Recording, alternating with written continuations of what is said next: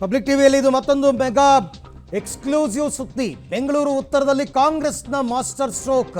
Star ಅಭ್ಯರ್ಥಿಯೊಬ್ಬರನ್ನ ಕಣಕ್ಕಿಳಿಸೋದಕ್ಕೆ Congress plan ಮಾಡ್ಕೊಂಡಿದೆಯಂತೆ.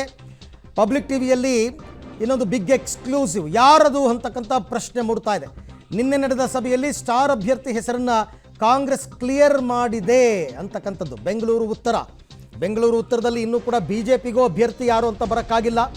Bengaluru ಉತ್ತರ ಲೋಕಸಭೆಯ ಕಾಂಗ್ರೆಸ್ ಅಭ್ಯರ್ಥಿಯಾಗಿ ಪ್ರಿಯಾ ಕೃಷ್ಣ ಹೆಸರನ್ನ ಶಿಫಾರಸು ಮಾಡಿದೆ ರಾಜ್ಯ ಚುನಾವಣಾ ಸಮಿತಿ. ಕೃಷ್ಣಪ್ಪನವರ ಪುತ್ರ ಮತ್ತು ಗೋವಿಂದರಾಜನಗರ ಕ್ಷೇತ್ರದ ಶಾಸಕರು ಕೂಡ ಹೌದು. ಪ್ರಿಯಾ ಕೃಷ್ಣ ಅವರನ್ನು ಈಗ ಕಣಕ್ಕಿಳಿಸುವಂತಹ ಲೆಕ್ಕಾಚಾರಕ್ಕೆ ಬಂದಿದೆ.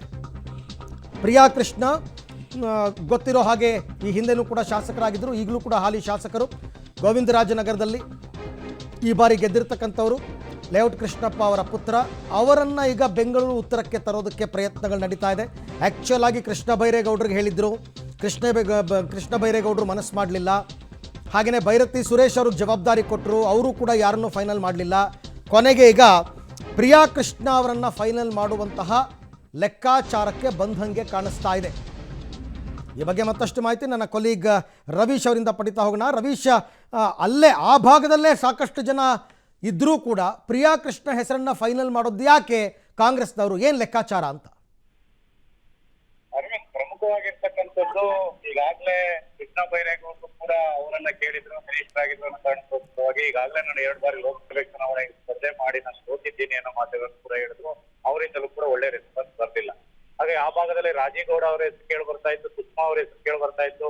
ಆದ್ರೆ ಅಂತಿಮವಾಗಿ ಎಲ್ಲ ಒಂದ್ ಕಡೆ ಆ ಒಂದು ಬೇರೆ ಬೇರೆ ರೀತಿಯ ಸಂಪನ್ಮೂಲ ಕ್ರೋಢೀಕರಣ ದೃಷ್ಟಿಯಿಂದ ಮತ್ತೆ ಒಂದು ಕಿಲಿ ಯಂಗ್ ಫೇಸ್ ಜೊತೆಗೆ ಒಕ್ಕಲಿಗ ಅಭ್ಯರ್ಥಿ ಅನ್ನೋ ಕಾರಣಕ್ಕೋಸ್ಕರವಾಗಿ ಆ ಭಾಗದಲ್ಲಿ ಪ್ರಿಯಾ ಕೃಷ್ಣ ಅವರನ್ನ ದಿಢೀರಾಗಿ ಒಂದು ಕಿಲಿ ಅಚ್ಚರಿಯಾಗಿ ಫಿಕ್ಸ್ ಮಾಡಿರ್ತಕ್ಕಂಥದ್ದು. ಪ್ರಮುಖವಾಗಿ ಒಂದು ಯಂಗ್ ಫೇಸ್ ಜೊತೆಗೆ ಒಕ್ಕಲಿಗ ಸಮುದಾಯದ ಮತಗಳು ಕೂಡ ಈ ಭಾಗದಲ್ಲಿ ಹೆಚ್ಚಾಗಿರ್ತಕ್ಕಂಥ ಹಿನ್ನೆಲೆಯಲ್ಲಿ ಬಿಜೆಪಿನ ಒಂದ್ ರೀತಿಯಲ್ಲಿ ಟಾರ್ಗೆಟ್ ಮಾಡ್ಬೇಕಾದ್ರೆ ಅದೇ ಬಹಳ ಮುಖ್ಯ ಅಂತ ಕೂಡ ಹೇಳಲಾಗ್ತಾ ಇದೆ. ಆ ಕಾರಣಕ್ಕೋಸ್ಕರವಾಗಿಯೇ ಪ್ರಿಯಾ ಕೃಷ್ಣ ಅವರ ಹೆಸರನ್ನ ತಡರಾತ್ರಿ ಮೊದಲು ಕೆಪಿಸಿಸಿ ಕಚೇರಿಯಲ್ಲಿ ಚುನಾವಣಾ ಸಮಿತಿ ಸಭೆ ನಡೆಯುತ್ತೆ. ಆ ಸಭೆಯಲ್ಲಿ ಕೇವಲ ಪ್ರಸ್ತಾಪವನ್ನ ಮಾಡಿರ್ತಾರೆ. ಅದಾದ ಬಳಿಕ ಅವರ ತಂದೆ ಮತ್ತು ಅವರನ್ನು ಕೂಡ ಒಪ್ಪಿಸುವಂತ ಜವಾಬ್ದಾರಿಗೆ ಮುಂದಾಗ್ತಾರೆ.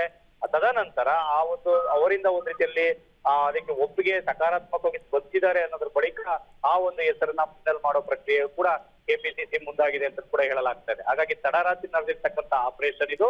ಅಂದ್ರೆ ಎಲ್ಲ ಒಂದ್ ಕಡೆ ಆ ಒಂದು ಬೆಂಗಳೂರು ಉತ್ತರ ಲೋಕಸಭಾ ಕ್ಷೇತ್ರದಲ್ಲಿ ಒಕ್ಕಲಿಗ ಅಭ್ಯರ್ಥಿ ಹಾಕಿದ್ರೆ ಮಾತ್ರ ಕೆಲವೊಂದ್ ಕಡೆ ಒಂದು ದೊಡ್ಡ ಮಟ್ಟದಲ್ಲಿ ಫೈಟ್ ಕೊಡಬಹುದು ಅನ್ನೋ ದೃಷ್ಟಿಯಿಂದ ಕಾಂಗ್ರೆಸ್ ಈ ಲೆಕ್ಕಾಚಾರ ಹಾಕಿರ್ಬೋದು. ಹಾಗಾಗಿ ಅಂತಿಮವಾಗಿ ಅವರೇ ಒಂದ್ ರೀತಿಯಲ್ಲಿ ಅಭ್ಯರ್ಥಿಗೆ ಫೈನಲ್ ಆಗ್ತಾರೋ, ಕಡೆ ಕ್ಷಣದಲ್ಲಿ ಏನಾದ್ರು ಚೇಂಜಸ್ ಆಗುತ್ತೋ ಅನ್ನೋದು ಕೂಡ ಕಾದ್ ನೋಡ್ಬೇಕಾಗಿದೆ. Aravind, okay, thank you Ravish ತಮ್ಮೆಲ್ಲ ಮಾಹಿತಿಗೆ. ಅವ್ರದ್ದು ಒಂದು ತಂತ್ರಗಾರಿಕೆ ಇರುತ್ತಲ್ಲ, ಆ ತಂತ್ರಗಾರಿಕೆಯನ್ನು ಅವರು ಮಾಡಿದ್ದಾರೆ. ಪ್ರಿಯಾ ಕೃಷ್ಣ ಅವರನ್ನು ಕರೆತಂದಿದ್ದಾರೆ. ಸಂಪನ್ಮೂಲದ ವಿಚಾರದಲ್ಲಾಗಲಿ ಮತ್ತೊಂದರಲ್ಲಾಗಲಿ ಒಕ್ಕಲಿಗ ಕಮ್ಯುನಿಟಿ ಅನ್ನೋದಾಗಲಿ ಯಾವುದ್ರಲ್ಲೂ ತೆಗೆದುಹಾಕೋ ಹಾಗಿಲ್ಲ. ಹಾಗಾಗಿ ಅವ್ರ ಹೆಸರನ್ನು ಫೈನಲ್ ಮಾಡಿದ್ದಾರೆ.